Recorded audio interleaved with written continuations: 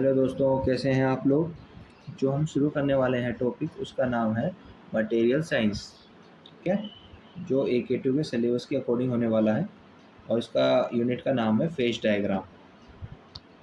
इसके अंदर all important topics cover होने वाले हैं जो पेपर के पॉइंट्स के हिसाब से इम्पोर्टेंट है। ठीक है? जो इसमें हम जो कवर करवाने वाले हैं, जो इम्पोर्टेंट कंटेंट्स होगा: solid solution, Homoretti rules, terminology in phase diagram, Gibba's phase rule, degree of freedom, single component system, one component system of iron, then binary phase diagram, isomorphosis system, introduction to lever rule and determination force phase present। ठीक है, PV-SN phase diagram को भी हम इसमें represent करेंगे और micro structural changes during cooling temperature के according भी हम इसके में डिस्कस करने वाले हैं। ठीक है, हाँ जी, जो हमारा पहला टॉपिक्स होने वाला है वो है जी सॉलिड सॉल्यूशन। सॉलिड सॉल्यूशन है क्या? A homogeneous mixtures of atoms of two और more element in a solid state is called as a solid solution. ठीक है, इट्स मीन दो से अधिक एलिमेंट्स का जब कॉम्बिनेशन होता है उसको हम सॉलिड सॉल्यूशन कहते हैं। ठीक है, it is a single phase system. Of course वो सिंगल फेज सिस्टम में तब्दील हो जाता है या बदल जाता है। ये जो सॉलिड सॉल्यूशन है ये दो टाइप में बटा हुआ है: इंटरसेचुअल सॉलिड सॉल्यूशन, ठीक है, सब्स्टिट्यूशनल सॉलिड सॉल्यूशन। ठीक है, अब इन्हें भी जो इंटरसेचुअल सॉलिड सॉल्यूशन वो चीज़ है जो तुम्हारे एक दो एलिमेंट्स के गैप में पैलेस बनाता है, जगह बनाता है। सब्स्टिट्यूशनल सॉलिड सॉल्यूशन का इट्स मीन ये है कि एक एलिमेंट दूसरे एलिमेंट से रिप्लेस कर देता है। ठीक है, जो इंटरसेचुअल सॉलिड सॉल्यूशन होते हैं वो अलॉय करते हैं elements are considerably smaller than the atoms of matrix metal. ठीक है, interstitial solid solution forms where the matrix solutes atom are located in the space between large solvent atoms. ठीक है, it's mean ये जो कहना चाह रहा है, ये कहना चाह रहा है कि दो टाइप के वो जो एटम्स हैं दो टाइप्स के हैं: सॉल्वेंट मेटल एटम्स जो ये ग्रीन में रिप्रेजेंट हो रहा है, सल्यूट्स एलिमेंट्स एटम, ठीक है, जो ये छोटे इस एलिमेंट्स में रिप्लेस हो जाएगा। इसमें आप जो देख रहे हो ये क्या कर रहा है, ये दो सॉल्वेंट एटम्स मेटल एटम्स के बीच में जो गैप है वहाँ ये अपनी जगह बना रहा है, उसी को हम इंटरसेचुअल सॉलिड सॉल्यूशन कहते हैं। ओके, ये एग्जांपल है जैसे कि टाइटम नाइट्राइड और तुम्हारा ये हो गया कार्बाइड और ये तुम्हारा आयरन कार्बाइड, ये इसके एग्जांपल हैं जो आप लिख सकते हो। इतना समझो कि दो गैप में जो एक गैप बनता है दो बड़े एटम्स के बीच में, वहाँ पे जो तुम जगह बना रहे हो उसको हम इंटरसेचुअल सॉलिड सॉल्यूशन कहते हैं। सब्स्टिट्यूशनल सॉलिड सॉल्यूशन का आप इस तरह रिप्रेजेंट कर सकते हो: रिप्लेस कर देना। रियल लाइफ से समझो, जैसे कि एक क्रिकेटर है, वो इंजर हो गया तो वहाँ क्या हो रहा है, उसकी जगह दूसरा खिलाड़ी आ जाएगा ना वहाँ। तो वही यहाँ पे साइंस में यही हो रहा है कि सॉल्वेंट मेटल एटम की जगह सल्यूट एलिमेंट एटम्स रिप्लेस हो रहे हैं। ठीक है, जो आप यह देख सकते हो यहाँ पे जो मतलब रिप्लेस होते हुए आपको दिख रहे हैं, वही इसमें रिप्रेजेंट किया गया है। If the atoms of the solvent metals are solute elements are the similar size, ठीक है, not more than 15% difference, they are form a substitutional solid solution. Of course, where part of the solvent's atoms are substituted by atoms of the alloying element, see the picture below। ठीक है, आप pictures में देख ही सक रहे हो, replace हो रहे हैं।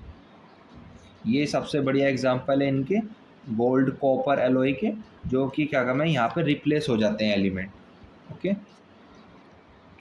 होमोरेटरी रूल्स हमें क्या डिफाइन करता है? होमोरेटरी रूल जो इसका टॉपिक है ये डिफाइन करता है सब्स्टिट्यूशनल जो कॉम्बिनेशन बना रहा है सॉलिड सॉल्यूशन का वो कैसे काम करता है, कैसे वो कॉम्बिनेशन बन रहा है, कैसे वो रिप्लेस हो रहा है। तो ये होमोरेटरी रूल जो रूल बेसिस है सब्स्टिट्यूशनल सॉलिड सॉल्यूशन के अकॉर्डिंग। ठीक है, this are known as a Hume Rothery rules, जो हमें कुछ इसके जो नियम है उसके बारे में ये डिस्क्राइब में हमें बता रहा है कि कैसे कैसे सब्स्टिट्यूशनल सॉलिड सॉल्यूशन बनता है। ठीक है, पहला आता है इसी का ही सिमिलर क्रिस्टल स्ट्रक्चर।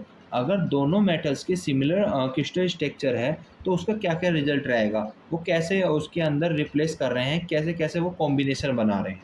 ठीक है, इट्स मीन ऐसे समझो similar crystal structure, the two or more metals should have similar crystal structure such as FCC, FCC or BCC and BCC. It's mean जो इसमें दो मेटल्स हैं वो तो आपको डिस्क्राइब कर दिया, जिनका सिमिलर क्रिस्टल स्ट्रक्चर हो रहा है, वो कैसे सोल्यूशन बना रहे हैं उसी को इसमें एग्जांपल में बताया गया है। एफसीसी का कॉम्बिनेशन एफसीसी के साथ एंड बीसीसी का कॉम्बिनेशन बीसीसी के साथ। एफसीसी का मतलब है फेस सेंट्रोइड क्यूबिक और बीसीसी का मतलब है बॉडी सेंट्रोइड क्यूबिक। इसमें डिफरेंस है, पहले आप एफसीसी और बीसीसी समझ लीजिए ये है क्या। एफसीसी का मतलब है कि दोनों मेटल्स अगर एफसीसी स्ट्रक्चर फॉलो करते हैं तो वो अच्छे सब्स्टिट्यूशनल सॉलिड सोल्यूशन बना सकते हैं, ठीक है। और इसका क्या है, ये हाई डक्टिलिटी होता है और क्लोज रहते हैं इसके पैक्ड स्ट्रक्चर, जो कि एलॉय को फ्लेक्सिबल बना लेते हैं, ठीक है। पर जो बीसीसी है वो इससे थोड़ा सा एवरेज है, पर इसके कंपेयर देखा जाए पर ये हार्डनेस और स्ट्रेंथ ज़्यादा होती है इसकी, बीसीसी की।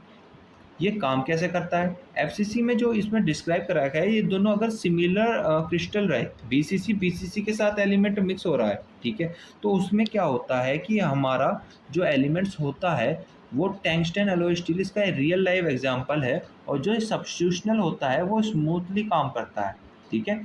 मतलब आराम से वो उसके अंदर साथ कॉम्बिनेशन हो जाता है, सिंपल भाषा में वो कंबाइन हो जाते हैं एलिमेंट सिमिलर क्रिस्टल स्ट्रक्चर में। पर जो एफसीसी है वो इससे बेटर है, वो इससे बेटर अच्छा जो तुम्हारा सब्स्टिट्यूशनल रिजल्ट देता है, ठीक है। इसमें बस इतने से डिफरेंस है, ज़्यादा कंफ्यूज होने की जरूरत नहीं है। सीधी सी बात है, मैं सिमिलर क्रिस्टल स्ट्रक्चर से नाम से ही रिप्रेजेंट कर रहे हैं। दोनों के अगर सिमिलर क्रिस्टल हैं और दोनों एक साथ उसमें कंबाइन हो रहे हैं, उसी को हम सिमिलर क्रिस्टल स्ट्रक्चर कह देते हैं, ठीक है। ये इनके एग्जाम्पल हैं। एफसीसी एफसीसी के साथ कंबाइन हो रहा है, एफसीसी का मतलब फेस सेंट्रोइड क्यूबिक और बीसीसी का मतलब बॉडी सेंट्रोइड क्यूबिक, ठीक है। और जो इनके एग्जाम्पल हैं सच एज टेंजन एलॉय, और जो इसका दूसरे का एग्जाम्पल है एफसीसी का वो प्लेटिनियम सिल्वर है, ठीक है। अब आता है हमारा next topic, relative atomic size. मतलब एटम का जो मेटल है वो कम से कम 15% का होना चाहिए साइज, जो उसमें हम रिप्लेस करेंगे। वैलेंसी क्राइटेरिया में देखा गया है कि valency of base model allowing metal should be same, दोनों की जो मेटल्स की वैलेंसी है वो सेम होनी चाहिए, ओके। अब आता है इलेक्ट्रोनेगेटिविटी क्या है। The solid solubility will be limited if the two metals process, ठीक है। Greater electronegative if electronegativity is too high the two metals will form intermediate phase instead of solid solution. अगर electronegatively difference बहुत ज़्यादा होगा तो solid solubility कम हो जाएगी, ठीक है। मतलब मेटल सॉलिड सोल्यूशन बनने के बजाय इंटरमीडिएट फेज में पहुंच जाएगा, मतलब वो कंपाउंड बना लेगा, ठीक है। वो उससे क्या होगा, इससे वो मतलब कंबाइन हो ही नहीं सकता। तो इलेक्ट्रोनेगेटिविटी हमारी बेस्ट होनी चाहिए जिससे वो हमारा कॉम्बिनेशन बना ले।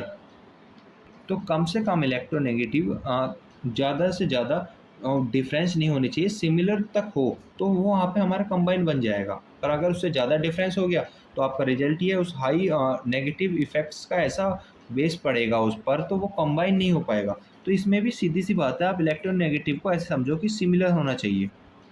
रियल लाइफ एग्जांपल में ऐसे समझो कि कॉपी पर सिर्फ पेन ब्लू कलर का चला रहे हो, ठीक है। और रफली अगर वो ब्लू पेन तुम्हारा डैमेज है कुछ है तो अच्छी तरह से वर्क नहीं कर रहा, पर जब भी तुम उस पर यूज़ कर रहे हो कंबाइन नहीं हो रहा ना तुम लिख पा रहे हो ना कुछ हो पा रहा है, तो वो मिलन होना चाहिए उसके साथ कि तुम्हारा कॉम्बिनेशन अच्छा होना चाहिए, ठीक है। ऐसे समझो रियल लाइफ में आप शॉप पे गए कपड़े लेने, ठीक है। कपड़े लेने गए तो आप आपके साइज आता है एम साइज़ की टी शर्ट, ठीक है। और आपको वो दे रहे हैं शॉर्ट साइज एस साइज़ की टी शर्ट दे रहे हैं, तो आप उसे थोड़ी पहन लोगे, ठीक है। उसमें डिफरेंस हो गया तो सिमिलर होना चाहिए लगभग, ठीक है। एल साइज़ चल जाएगा पर एस साइज़ तो नहीं चलेगा ना। तो वही है कि उससे ज़्यादा डिफरेंस नहीं होना चाहिए, पर हाँ थोड़ा बहुत तो चल जाएगा पर लगभग सिमिलर हो, तो वह इलेक्ट्रोनेगेटिव भी हमारा सिमिलर होना चाहिए, ठीक है। यही हमारा होम रेटरी रूल है कि क्या करना है, कैसे सब्स्टिट्यूशनल सोल्यूशन बनता है, उसी को उसमें हम रोटरी रूल्स में डिफाइंस किया गया है। सिमिलर क्रिस्टल स्ट्रक्चर में, रिलेटिव एटॉमिक साइज में, वैलेंसी क्राइटेरिया में और इलेक्ट्रोनेगेटिव में। और हाँ एक बात और, एम्ब्रॉयडरी रूल्स जो इम्पोर्टेंस जो है इसकी, ये क्यों क्या कहते हैं इसकी नीड्स पड़ी, ये क्या डिफाइन कर रहा है उसके अंदर, वो तो हमने समझ लिया कि ये सब्स्टिट्यूशनल सॉलिड सोल्यूशन का तुम्हारा कॉम्बिनेशन को दर्शाता है, वो कैसे रिप्रेजेंट करता है सिमिलर क्रिस्टल स्ट्रक्चर में, रिलेटिव एटॉमिक साइज में, वैलेंसी क्राइटेरिया में और इलेक्ट्रोनेगेटिव में। पर जो अब बात की जाए क्यों इम्पोर्टेंस है, ये जो दर्शाता है हमारा कि जो हमारा एलिमेंट है उसकी स्ट्रेंथ कितनी है, उसकी इलेक्ट्रिक कंडक्टिविटी कितनी है, उसकी ड्यूरेबल कितनी है। तो उसको भी ये क्या करना है, नीड, उसको भी नीड को रखते हुए यहाँ होम रेटरी रूल्स को भी बनाया गया है। ओके, ये भी आप लिख सकते हो एग्जाम में कि ये जो इम्पोर्टेंस है इसकी हमारी स्ट्रेंथ, ड्यूरेबिलिटी, इलेक्ट्रिक कंडक्टिविटी और कोरिजन रेसिस्टेंस पर डायरेक्टली इफेक्ट डालता है, उसको दर्शाने के लिए हम होम रेटरी रूल्स का भी प्रयोग कर सकते हैं। Terminology, it's mean basic concept of material science. क्या क्या है? System, face, components. ठीक है, पहले हम सिस्टम पढ़ते हैं। सिस्टम क्या कह रहा है? The substance that's are isolated and are affected by their surrounding are called as a system. A system में be a solid, liquid, gas और combination of this three. It's mean एक system वो होता है जिसमें सब्सटेंस अपने surrounding से isolate होते हैं, यानी उन पे बाहर का कोई इफेक्ट नहीं पड़ता। जैसे कि ये सॉलिड, लिक्विड, गैस है, इनका कॉम्बिनेशन हो सकता है। ठीक है, एक एग्जांपल समझ लो, रियल लाइफ में तुम वाटर, पानी वानी तो पीते हो, उसका मॉलिक्यूल्स क्या है? H2O से ही तो बनता है, उसका बाहर से कोई इफेक्ट थोड़ी पड़ता है। वही है ये सिस्टम। ठीक है। फेस क्या है? A chemically homogeneous, physically distinct and mechanical separable part of a system is called a phase. There are three phases of matters: liquid, solid, gas. Different crystal structure of a metal will be considered different phase. It means आप face के नाम से ही समझ रहे होंगे चरण, इस चरण में क्या है, दूसरे चरण में क्या है। तो वो इसमें दर्शाया गया है कि फेस जो मटेरियल साइंस में दर्शाता है, एक केमिकल होमोजीनियस भी हो सकता है, फिजिकल डिस्टेंस भी हो सकता है, एक मैकेनिकल सेपरेबल पार्ट भी हो सकता है। जैसे कि आप एग्जांपल समझो, वाटर है, वाटर का क्या मॉलिक्यूल्स है? H2O। पर जो आइस है, बर्फ, जो दूसरे फेस में है, उसका भी क्या है मॉलिक्यूल? H2O। उनका सेम मॉलिक्यूल है पर फेस क्या है? अलग अलग। वो बर्फ में है और वो वाटर में है। ठीक है, वो सॉलिड फेस में आ गया, वहाँ लिक्विड फेस में आ गया, तो वो क्या है? वो फेस है। वो दूसरे फेस में है, ये दूसरे फेस में है। ठीक है, अब समझ में आ गया। चलो हम कंपोनेंट्स पे पहुँचते हैं। The independent chemical species, elements or compound in the term of which the composition of a system is specified are called components. It's mean system के अंदर जो इंडिपेंडेंट केमिकल स्पीसीज होते हैं, जैसे कि एलिमेंट्स या कंपाउंड होते हैं, उनको कंपोनेंट कहते हैं। ठीक है, एग्जांपल के तौर पे CuNi सिस्टम है। ठीक है, ये क्या है? एक कंपोनेंट्स बन रहा है कॉपर और निकेल का। ठीक है, कॉपर और निकल का कंपोनेंट्स है, यही तो हमारा क्या है? कंपोनेंट्स। ठीक है, सिस्टम की कंपोजिशन ही कंपोनेंट्स के बेसिक पे डिफाइन होती है। ओके, आप थोड़ा इजी लैंग्वेज में समझिए। जैसे तुम्हारा इसके इंडिपेंडेंट केमिकल के अंदर एलिमेंट्स और कंपाउंड्स पाए जा रहे हो, दो एलिमेंट्स का और दो कंपाउंड्स का पाया जा रहा हो सिस्टम, तो वो हमारा क्या कहला रहा है? कंपोनेंट्स। आप इतना बेसिक भी समझ सकते हैं। ओके, अब नेक्स्ट टॉपिक्स पे पहुँचते हैं। ये इसके एग्जाम्पल है टर्मिनोलॉजी के। ये जो हमारा सिस्टम था, जो बाहर से कोई इफेक्ट नहीं पड़ता, पर उसी से आइसोलेटेड बना लेते हैं अपने एनवायरनमेंट से। जैसे वाटर है, ठीक है, वाटर प्लस आइस, बर्फ, पानी और बर्फ़ का मिक्सन हो गया, पेराइन हो गया, मिल्ड स्टील हो गया। ये हमारे कंपोनेंट्स हैं जो अभी हमने डिस्कस करा था। H2O, NaCl plus H2O, Fe plus C, ये फेसिस हैं। ये लिक्विड फेस है, जैसे पानी हो गया, ये लिक्विड प्लस सॉलिड बन रहा है वाटर प्लस आइस का। ठीक है, ये लिक्विड सोल्यूशन है। ठीक है, ये अल्फ़ा Fe3C, ये फेसिस हैं जो अलग अलग। गिब्बस फेस रूल, आखिर ये गिब्बस फेस रूल है क्या? ठीक है, इसे हम डिफाइन से पढ़ते हैं। गिब्बस फेस रूल एक तरीके का थर्मोडायनेमिक फॉर्मूला है जिसकी मदद से हम फेसिस, कंपोनेंट्स और डिग्री ऑफ फ्रीडम को डिफाइन कर सकते हैं एक इक्विलिब्रियम के जरिए। ठीक है, वही उसमें बताया गया है। नंबर ऑफ फेसेस को हम डिफाइन कर सकते हैं, नंबर ऑफ कंपोनेंट्स को डिफाइन कर सकते हैं, और डिग्री ऑफ फ्रीडम को हम इसमें डिफाइन कर सकते हैं गिब्बस फेस रूल के जरिए। डिग्री ऑफ फ्रीडम हम नेक्स्ट टॉपिक्स में पढ़ेंगे। क्या है डिग्री ऑफ फ्रीडम? इतना आप इसे ऐसे समझो, कितने वेरिएबल फ्रीली एडजस्ट किए जा सकते हैं, उसे हम डिग्री ऑफ फ्रीडम कहते हैं। ठीक है, इसका एक रिलेटेड फॉर्मूला है F = C-P+1। ये इसका फॉर्मूला है। ठीक है, जानते हैं आखिर क्या क्या टॉपिक्स है इसके अंदर। इसी का एक थर्मोडायनेमिक वेरिएबल को, इस टॉपिक्स को अंडरस्टैंड समझते हैं। इसमें सबसे पहला आता है प्रेशर एंड टेम्परेचर, फिर आता है कंपोजिशन वेरिएबल, ओवरऑल अब पहले हम प्रेशर एंड टेम्परेचर को समझते हैं कि है क्या। अगर प्रेशर और टेम्परेचर दोनों वेरिएबल हैं तो सिस्टम पे इनका इफेक्ट काउंट किया जाता है, यानी अगर इन दोनों को चेंज करोगे तो इक्विलिब्रियम भी चेंज होगा।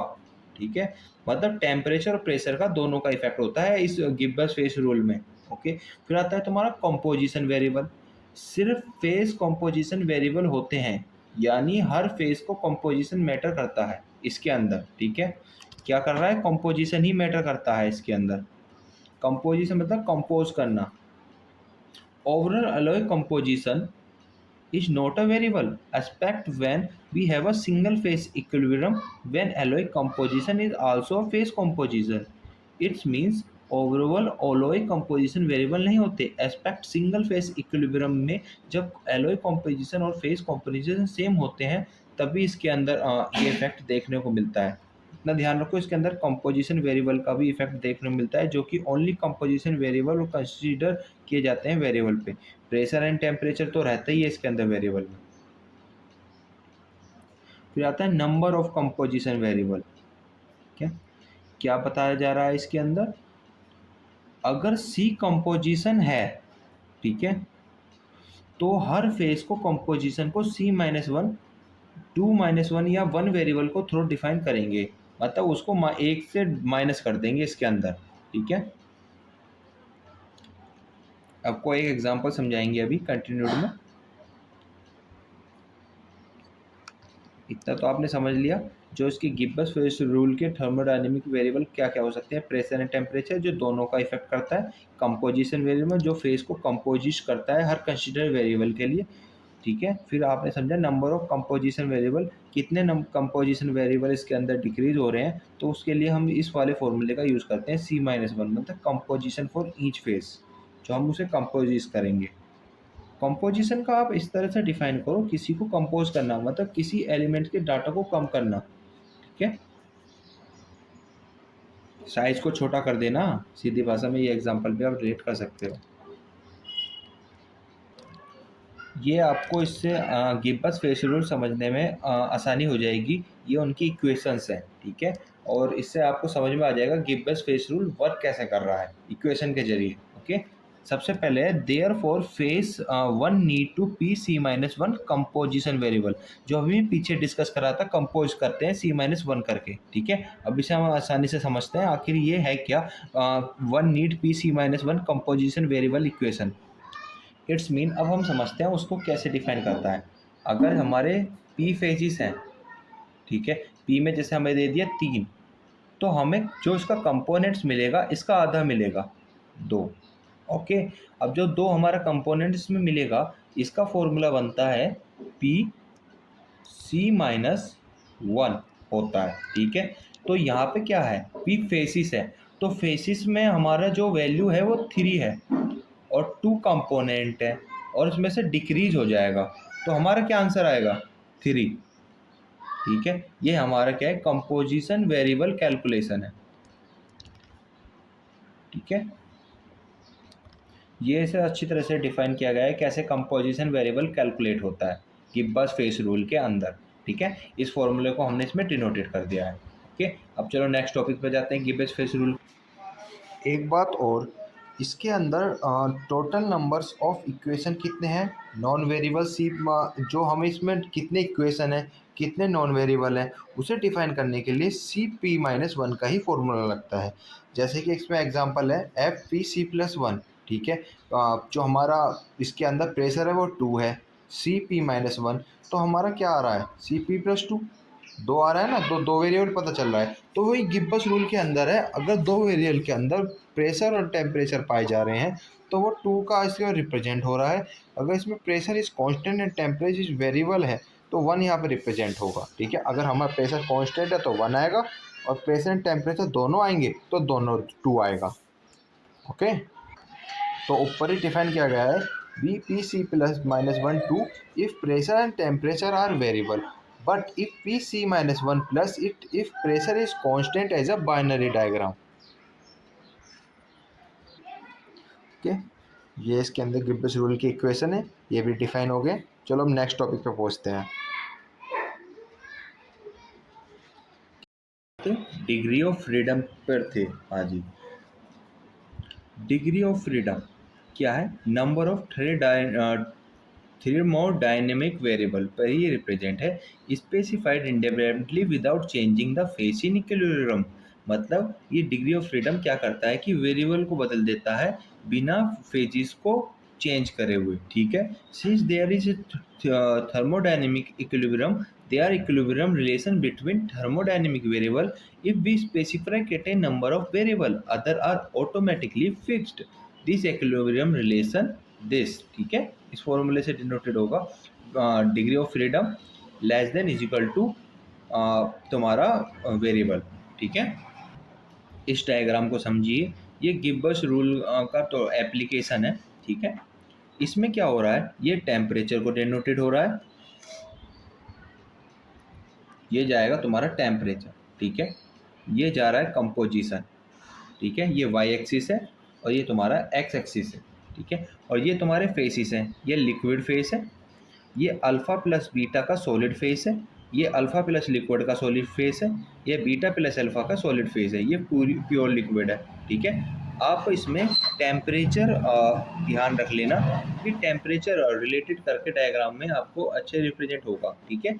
ये जो हम टेम्परेचर यहाँ डिनोटेड कर रहे हैं, ये वेरिएंट से डिनोटेड कर रहे हैं, और यहाँ जो टेम्परेचर जा रहा है ये 400 डिग्री सेल्सियस पे जा रहा है, ठीक है। इतना आपको ध्यान रखना है,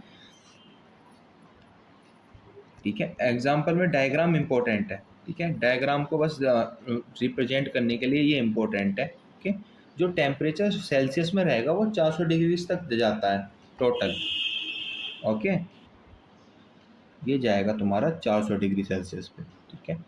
वहाँ से जो जो डिवीज़न हो रहा है ये अल्फ़ा को डिनोटेड हो रहा है यहाँ से जाके यहाँ तक, ओके।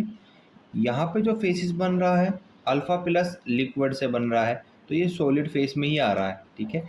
ये बीटा प्लस अल्फ़ा भी, और टेम्परेचर कितना है 183, ये 18.3 पर बीच परपेंडिकुलर में आ रहा है, और ये लिक्विड है जो ये हमारा स्टेट बन रहा है यहाँ पर, ठीक है। ये अल्फ़ा प्लस बीटा वाला स्टेट यहाँ बन रहा है, ठीक है। ऐसे समझो अलग अलग फेसिस में यहाँ पर हमारे जो एलिमेंट है वो रिप्रेजेंट हो रहे हैं। ये डायग्राम इम्पोर्टेंट है, जब भी गिब्स रूल का आए तो ये आपको बना के आना ही है, ठीक है, ठीक है। अब हमने डिग्री ऑफ फ्रीडम्स तो पढ़ ही लिया है, अब गिब्स रूल का फॉर्मूला आपने समझ ही लिया होगा, क्या है C माइनस P प्लस 1, जो हम इसमें लगाने वाले हैं, ठीक है। फी क्या है डिग्री ऑफ फ्रीडम, C क्या है कंपोनेंट्स, ये क्या है हमारा तुम्हारा फेसिस, जो इनसे फेसिस में रहेगा, ये बेसिस होगा तुम्हारे वेरिएबल पर प्रेशर और टेम्परेचर के अकॉर्डिंग। यहाँ पे क्या है सिंगल फेस है, ठीक है, तो हमारा 1 आना ही था, तो वेरिएबल कितने हैं 2, तो फेजिस कितना आएगा 1, तो 2 माइनस 1 कितना हुआ 1, 1 प्लस 1 2, तो ये हमारा डिग्री ऑफ फ्रीडम आ गया। अगर 2 फेसिस आते हैं L plus alpha in equilibrium में, तो यहाँ पे क्या होगा 3 है आ रहे हैं वेरिएबल, ओके। जब 3 वेरिएबल आ रहे हैं तो क्या फॉर्मूला बन रहा है 2 माइनस यहाँ पे कितने आएंगे 2 फेसेस आएंगे, देन प्लस 1, ठीक है। तो हमारा यहाँ पे आ जाएगा F1, ओके। अब आता है तुम्हारा 3 faces L alpha beta, equilibrium में अगर 3 फेसेस आ रहे हैं, वेरिएबल कितने हैं हमारे पास 4, P हमारे पास ऑलरेडी हमें पता है, जब वेरिएबल 4 है तो कितने आते हैं हमारे P 3, फेसेस हमारे 1 माइनस 1 होता है तो 3 फेसेस आ जाते हैं, तो 2 माइनस 3 कितना हुआ 1, ठीक है। मतलब यहाँ पे माइनस का 1 हो जाएगा प्लस 1, तो हमारा आंसर 0, सिंपल।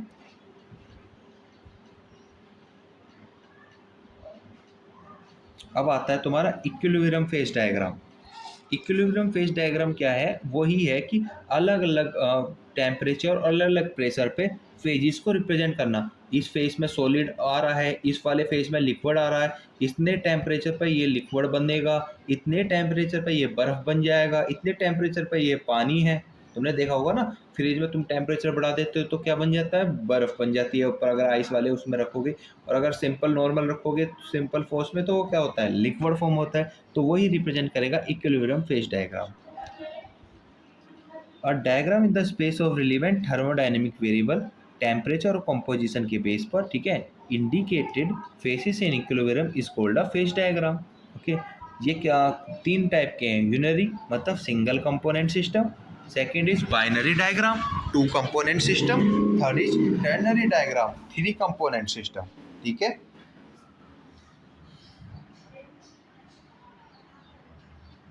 हाँ जी। अब आता है तुम्हारा यूनरी फेज डायग्राम मतलब आयरन और सिंगल कंपोनेंट सिस्टम। द बाइन इस पहले आप डायग्राम समझ लो।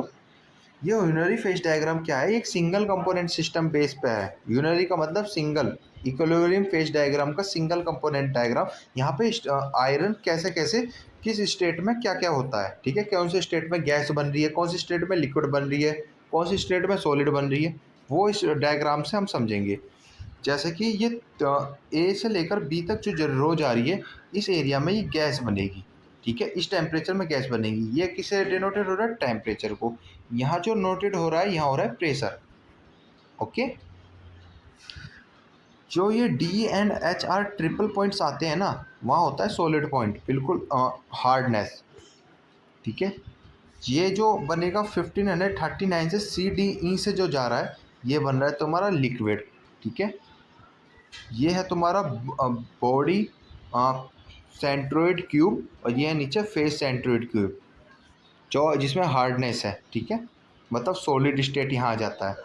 जी और एच, जे और के, ये तुम्हारा वही सॉलिड स्टेट यहाँ बन जाता है। इतना डायग्राम बना के आ जाना, नीचे प्रेशर, यहाँ टेम्परेचर, बस इतने टेम्परेचर इन्हें हाईलाइट कर लेना। ठीक है, अब इन थ्योरी को पढ़ते हैं क्या क्या कह रहे हैं। The boundaries of ABCD, AB, CDE, FDE, GHJ and GHK are phase boundary। वही है, यहाँ से AB क्या है, और ये तुम्हारा बन रहा है CDE, तुम्हारा बन रहा है FDE। ठीक है, फिर बन रहा है GHK, कहाँ है GHK। ठीक है, फिर बन रहा है तुम्हारा GHJ, GHJ। ये क्या है, ये फेसिस ही तो हैं, अलग अलग फेसिस क्या क्या चरण में है। And degree of freedom is 1। इनकी जो डिग्री ऑफ फ्रीडम रहती है वो ऑलरेडी डिनोटेड 1 से हो गई है, क्योंकि ये है ही सिंगल कंपोनेंट सिस्टम। एक ही डिग्री होगी ना जब एक ही कंपोनेंट है तो। 3 phases boundaries meet at point D and H. जो 3 पॉइंट्स जो बन रही हैं डी एंड एच पे, this points are called triple points. यही ट्रिपल पॉइंट्स कहलाते हैं।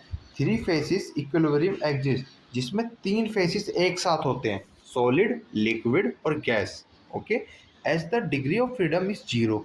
एज द, इसी कारण डिग्री ऑफ फ्रीडम क्या रहेगी उस टाइम पे, जीरो रहेगी। That is system is constant, neither pressure और नॉट टेम्परेचर। इस टाइम पर सिस्टम क्या होगा, कॉन्सेंट्रेंट होगा, ना तो प्रेशर रहेगा और ना टेम्परेचर रहेगा जब ये वाली स्टेट बनेगी। बीसीसी क्या हुआ है, alpha from converts to SCCP क्या हुआ है, नियर 15 जीपीए प्रेशर। ओके, जो इसमें डिनोटेड करा गया है। इसी का यूनिट फेस डायग्राम का एक कार्बन वाला है, ये भी इजी है। आप इसे ऐसे समझो कि जो हम ग्रेफाइट यूज़ करते हैं ना, पेंसिल, वो कौन से स्टेट में बनती है। ये डायग्राम भी सिंपल है, ये वाला स्ट्रक्चर भी बना सकते हो सिंगल कंपोनेंट सिस्टम में, एग्जांपल के डिनोटेड पे। ये वाली जो स्टेट बनेगी जी, ये ग्राफ डायमंड में बन रही है। ठीक है, और ये वाला स्टेट जो बन रहा है, ये मेटालिक कार्बन में बन रहा है, और ये वाला जो स्टेट बन रहा है, ये लिक्विड पे बन रहा है। ठीक है, और जो टेम्परेचर है 0 से लेकर 5000 केल्विन तक ये टेम्परेचर जा रहा है, मतलब के टेम्परेचर तक जा रहा है। ठीक है, और जो हमारा प्रेशर जा रहा है 0 से लेकर 800 तक का प्रेशर जा रहा है। ठीक है, ये आप इसमें ग्रेफाइट, डायमंड और मेटालिक कार्बन लिक्विड रिप्रेजेंट कर देना, और बाकी इनकी थ्योरी लिख देनी है, जैसे कि the carbon phases different phases in sound in figure and this are graphite. This are जो ये फेसेस है कार्बन के, वो इसमें रिप्रेजेंट कर दिए गए हैं।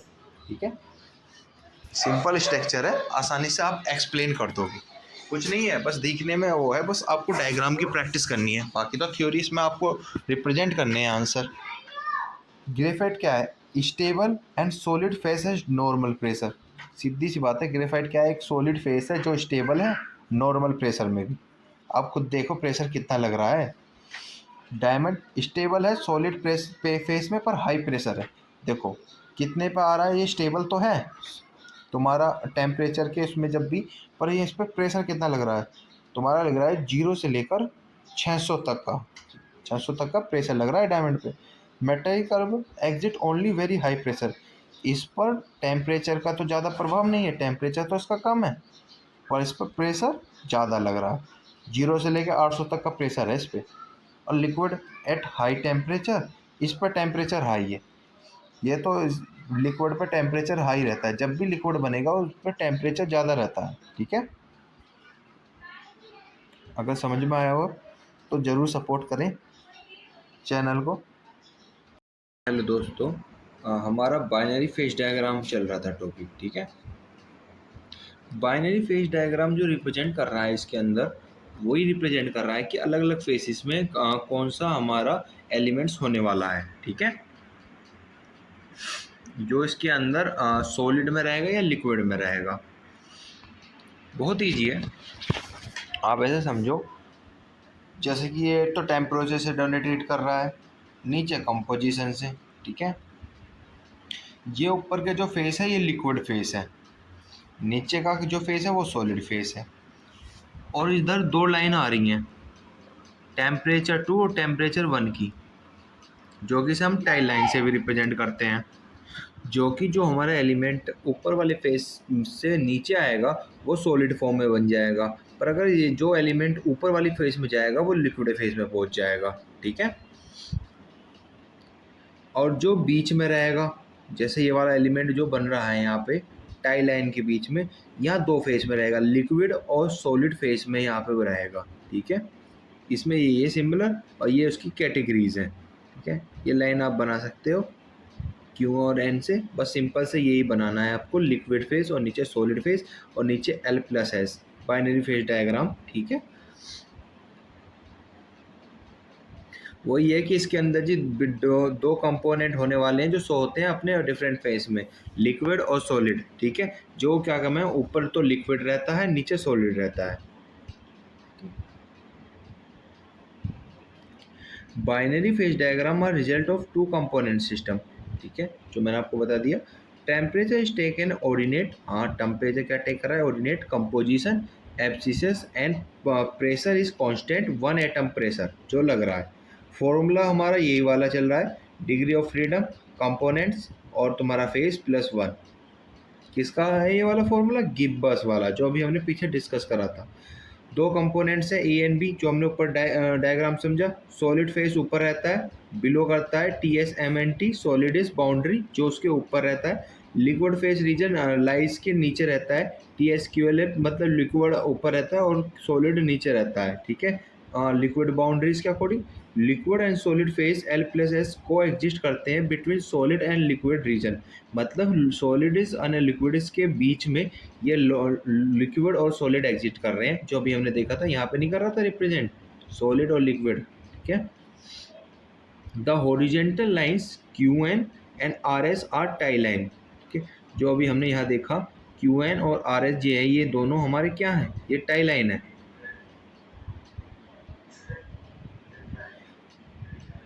Intersection of tie line and liquids give, सीधी सी बात है जो दोनों को इंटरसेक्ट कर रहे हैं वहाँ क्या रिप्रेजेंट हो रहा है, liquid composition and solids given solid composition, वहाँ लिक्विड प्लस सॉलिड का कॉम्बिनेशन मिल रहा है जो अभी देखा था। ये जो डायग्राम में जो ये है ना ये वाले, एक बार टेम्परेचर जब भी अंडरस्टैंड करके समझ लेना कितना है, बाकी है वही सिमिलर, लिक्विड लाइन ऊपर है जी, सॉलिडस लाइन नीचे है। ठीक है,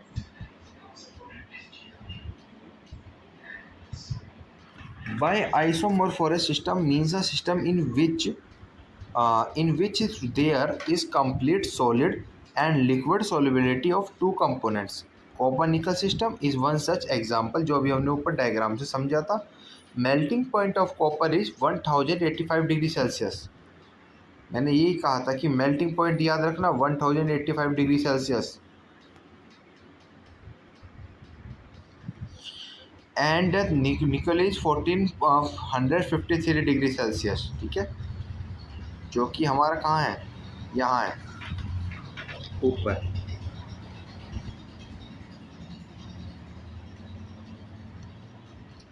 and details are similar explain in binary diagram.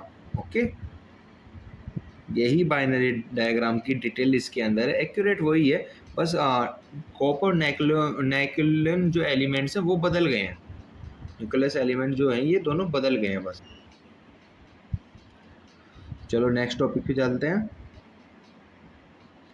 ये जो बाइनरी डायग्राम है इसके भी टाइप्स हैं, डिपेंडिंग ऑन स्मॉल, छोटे, बड़े, कंप्लीट और incomplete and limited unlimited solubility of elements and compound, also their melting point of two components, the binary phases diagram, ठीक है, मे बी क्लासिफाइड किस किस में है जी, eutectic phase diagram, eutectoid phase diagram, peritectic phase diagram, peritectoid phase diagram, ये इसके parts हैं, ठीक है। हाँ जी, हाँ, यूटेटिक फेज डायग्राम, ठीक है, बाइनरी का ये वाला पार्ट है। An eutectic phase diagram is obtain when the melting points of two components of phase diagram are neither very close और no much different, only liquid solubility exist in such case, ठीक है। Solid solubility may be negligible और partial, never zero, there are two cases of eutectic diagram, ठीक है। समझते हैं क्या कहना चाह रहा है यहाँ पे।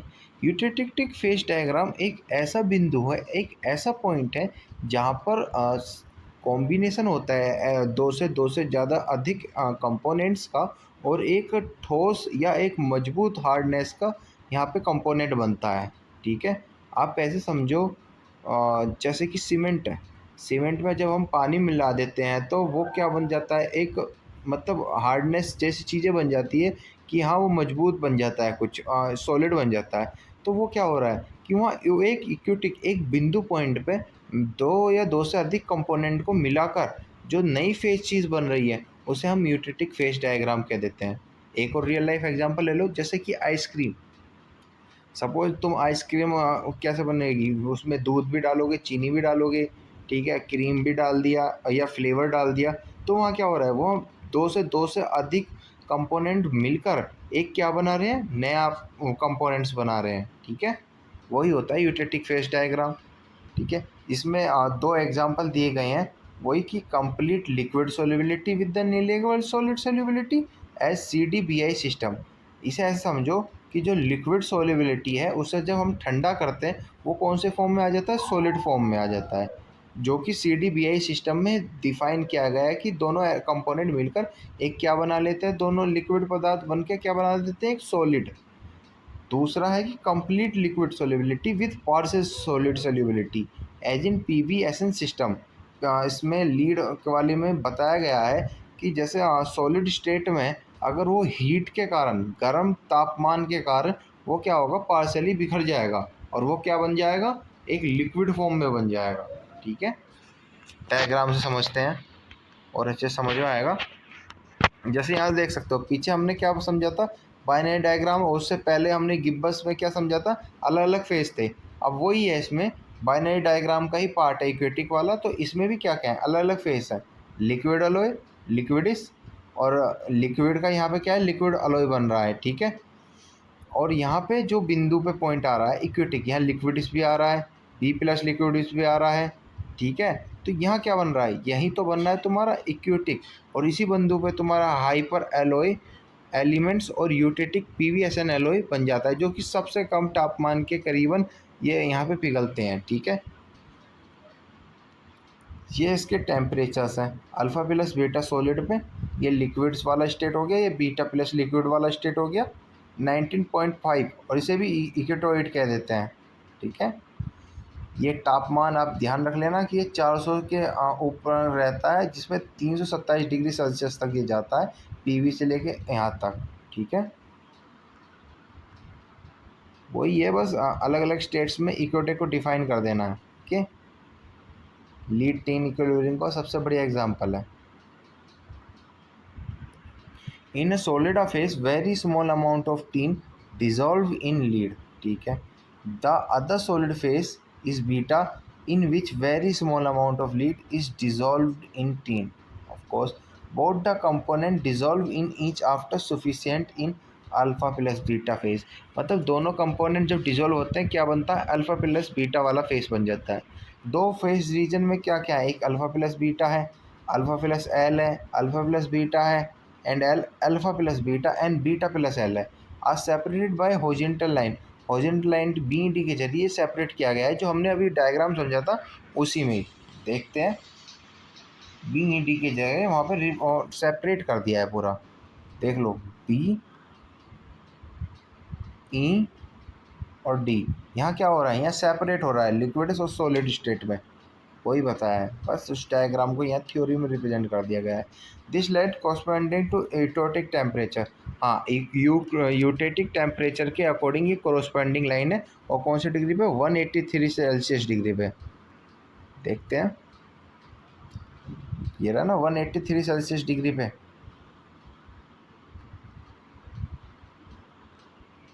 Composition and point is called eutectic composition, जो भी हमने डिफाइन करा था, जहाँ पे एक ठोस पदार्थ बन रहा है, हार्डनेस उसकी अच्छी होती है। It's the point liquid phase L, जो कि ट्रांसफर हो रहा है alpha plus beta during cooling and vice versus during heating, गर्म और ठंडे के तापमान में बदल जाता है यूटेटिक रिएक्शन के बिलो। ठीक है, फेस एल किसमें, alpha plus beta solid faces में होता है। अब आता है इनवेरिएंट पॉइंट। इनवेरिएंट पॉइंट क्या है, कंपोजिशन होता है तीन लीड पॉइंट, जैसे बी डी ई है, वो एक ही इक्वेटिक टेम्परेचर पे है, पर this can not be varied because degree of freedom and this phase in equilibrium is zero. मतलब ना कोई बदलाव के जो तीनों फेजेस बैलेंस रहती हैं, उसको ही हम इनवेरिएंट पॉइंट्स कहते हैं। ठीक है, वो ये this can not be varied because degree of freedom for this phase is equilibrium is zero, और इक्विलिब्रियम इज जीरो के अकॉर्डिंग बैलेंस है। Eutatic temperature and eutatic reaction are called invariant temperature and invariant reaction respectively to indicate degree of freedom 0। ठीक है, ये इसके अंदर define किया गया है। composition of alloy lefts and right to E called hypoeutatic and hypoeutatic respectively, जो कि इसके अंदर रिप्रेजेंट किया गया है जैसे A E between L into alpha plus L, ये क्या है, liquid first. E C between L और बीटा प्लस एल, ये लिक्विड सेकंड वाले फेजेस में आ गया है। A B between alpha then alpha plus L, ये सॉलिड फर्स्ट फॉर्म में आया है। E C between beta and beta plus L, ये सॉलिड सेकंड फॉर्म में आ गया है। ठीक है, ये वही हैं जो हमने डायग्राम में शो करे थे। O B between alpha plus beta solvus first में आ गया है। T C between beta plus alpha, ठीक है, ये सॉल्वस सेकंड में आ गया है। ये क्या होगा, इन जो ये इनवेरिएंट पॉइंट हो गया, ये आप डायग्राम से रिप्रेजेंट करके पढ़ना, ये और आपको आसानी बना देगा कि हाँ कैसे कैसे वो समझना है। जो अब हमारा नेक्स्ट टॉपिक होने वाला है उसका नाम है इटेक्टोइड फेज डायग्राम। ठीक है, the eutectic reaction involve transformation of a solid phase into two other solid phase on a cooling and vice versa expressed as a solid phase, gamma alpha plus beta is equal to solid phase। It's mean ये eutectic phase diagram ये represent कर रहा है कि हम एक solid phase से दो सॉलिड फेज बना रहे हैं। ठीक है, an eutectic reaction takes place is 723 degree Celsius, इस डिग्री पे ही होता है ये दो फेज जो बनता है। Iron carbon system where electrolyte composition contains 0.83% carbon. Here the austenite, a solid solution of a carbon in gamma iron decompose into two solid phase, ठीक है, named ferrite आयरन और एक सेमेंटाइट, इन दो फेजेस में हमारा फेज सॉलिड फेज तैयार हो जाता है। ठीक है, अदर एग्जाम्पल भी ले सकते हो, ये और एलिमेंट्स है। ठीक है, अब डायग्राम समझते हैं। डायग्राम में आपको दिख ही रहा होगा कि यहाँ पे दो सॉलिड फेज यहाँ पर कन्वर्ट हो गए हैं। ठीक है, ये यहाँ से इस कार्बोनाइट 0.02 डिग्री से डिवाइड होकर यहाँ से ये क्या कहते हैं, दो सॉलिड फेज में कन्वर्ट हो गए हैं। ओके, अब आता है हमारा protected phase diagram. Protective phase diagram क्या है कि ये जो रिप्रेजेंट करता है जो दो एल और लिक्विड और क्या कहते हैं सॉलिड को मिलाकर जो कॉम्बिनेशन बनता है, लिक्विड प्लस सॉलिड, उसी को हम प्रोटेक्टिव फेज डायग्राम कहते हैं। ओके, जैसा आपको इसमें दिख रहा होगा डायग्राम में कि ये क्या कहते हैं ऊपर लिक्विड फेज है जी, नीचे सॉलिड फेज है, दोनों को मिलकर क्या बन रहा है, लिक्विड प्लस बीटा वाला फेज बन रहा है। ठीक है, वही है, बाकी आप इसको थ्योरी को पढ़ लेना। आप आगे इक्वेशन से समझते हैं। और ये सेम डायग्राम है, पर ये इजी है, ये थोड़ा कॉम्प्लेक्स लग रहा होगा, पर आप इससे समझोगे तो और आसानी होगा। अब आता है तुम्हारा यूटेक्टिक, यूटोकॉइड, पेरिटेक्टिक। इन तीनों को जो हमने डिस्कस करा है, इसकी थोड़ी सी इक्वेशन से आपको और शॉर्ट फॉर्म में आपको आसानी हो जाएगी।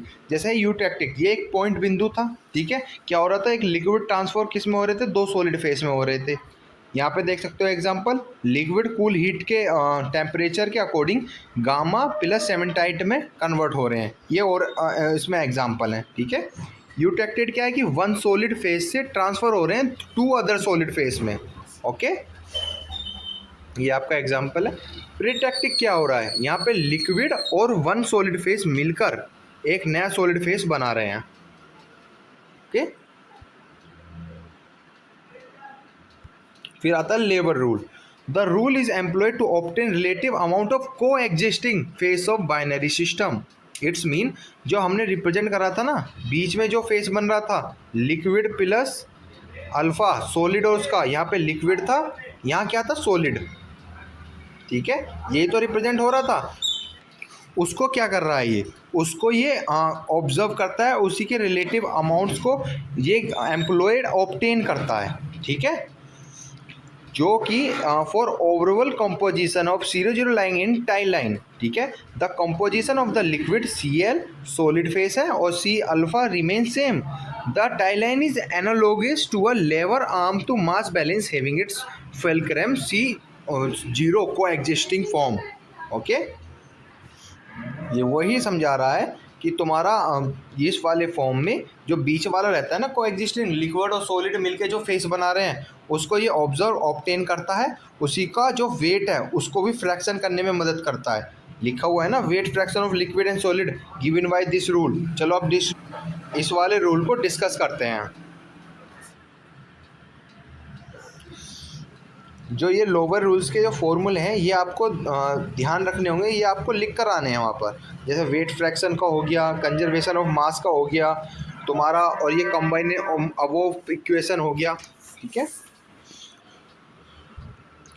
लेवर रूल के बारे में आपको तो पता ही चल गया। जो को एग्जिस्टिंग फॉर्म होता है उसे डिफाइन, और उसका वेट फ्रैक्शन या उसका मास निकालना हो तो, या उसकी कंबाइन अबोव इक्वेशन निकालनी हो तो उसमें मदद करता है, ओके।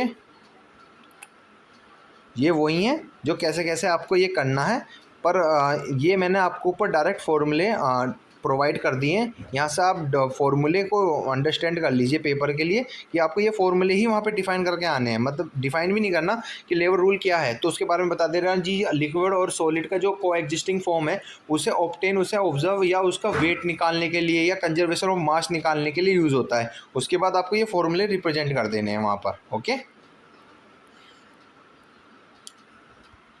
जो कि ये जो डिटर्मिनेट हो रहा है ना फेज प्रेजेंट, इसमें क्या हो रहा है, फेज डायग्राम को प्रेजेंट कर रहे हैं, ओके। इसमें 3 रूल हैं। पहला रूल कहता है, if we know temperature and coexistent then we know how many phases in which phase are present. इस जो डायग्राम में है, ये तो तुम्हें पता ही है, लिक्विड प्लस अल्फ़ा जो तुम्हारा को एग्जिस्टिंग फॉर्म है। इसमें जो A1160 पर एक फेस है, अल्फ़ा बन रहा है बस, मतलब क्या बन रहा है, एक फेस बन रहा है, ओके, जो कि सॉलिड है, ठीक है। दूसरे में क्या बन रहा है, 2 फेस बन रहे हैं, एल प्लस अल्फा, वो क्या है, लिक्विड प्लस सॉलिड। यहाँ पे देख सकते हो 20 डिग्री पे, ओके। यहाँ अलग अलग प्रेशर और टेम्परेचर पर एलिमेंट से प्रेजेंट हो रहे हैं, एक ठोस बन रहा है, एक लिक्विड बन रहा है, ओके।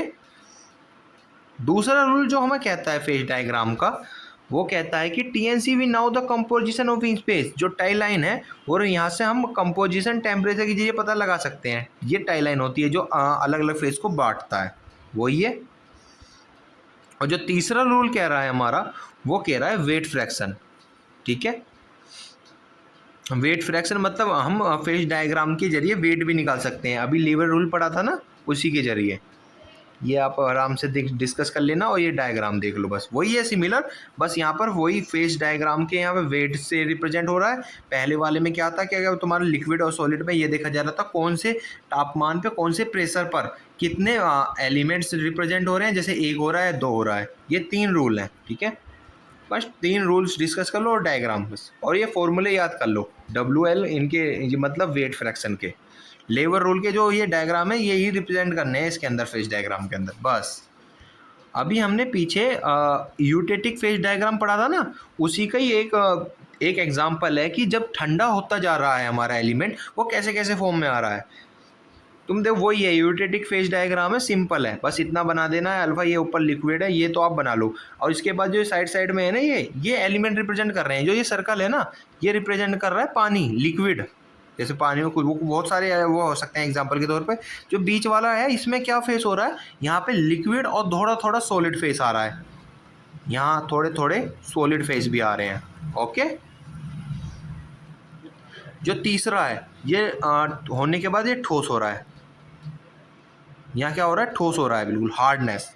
तो वही अलग अलग चरण में आ रहे हैं, वही नीचे सिमिलर है। एट हाई टेम्परेचर पर तो लिक्विड है, धीरे धीरे जब टेम्परेचर ठंडा ठंडा होता जा रहा है तो ये हार्डनेस होती जा रही है। ठीक है, आप ऐसा करो, ये वाला डायग्राम बना लेना। ओके, और आपको बस ये वाला डायग्राम बना लेना है। ये आप यूटेटिक डायग्राम, यूटेटिक वाला जो अभी हमने पीछे डिस्कस करा ना, उसके नीचे भी एग्जाम्पल में बना सकते हो। जितने इसमें डायग्राम बनाओगे उतने ही आपको अच्छे मार्क्स मिलेंगे। ठीक है, और दोस्तों अगर आपको ये वीडियो अच्छी लगी हो तो थोड़ा सा सपोर्ट करिए, लाइक भी करिए। अगर थोड़ा सा इशू है या कुछ डाउट है तो कमेंट करिए और शेयर करिए। और अगर आपने सब्सक्राइब नहीं करा इस चैनल को, प्लीज़ चैनल को सब्सक्राइब करिएगा। ठीक है, थोड़ा सा आपका सपोर्ट मिलेगा तो हम और भी आपको इसी तरह से कंटेंट प्रोवाइड करेंगे। ठीक है, ओके, धन्यवाद दोस्तों, मिलते हैं अगले वीडियो में।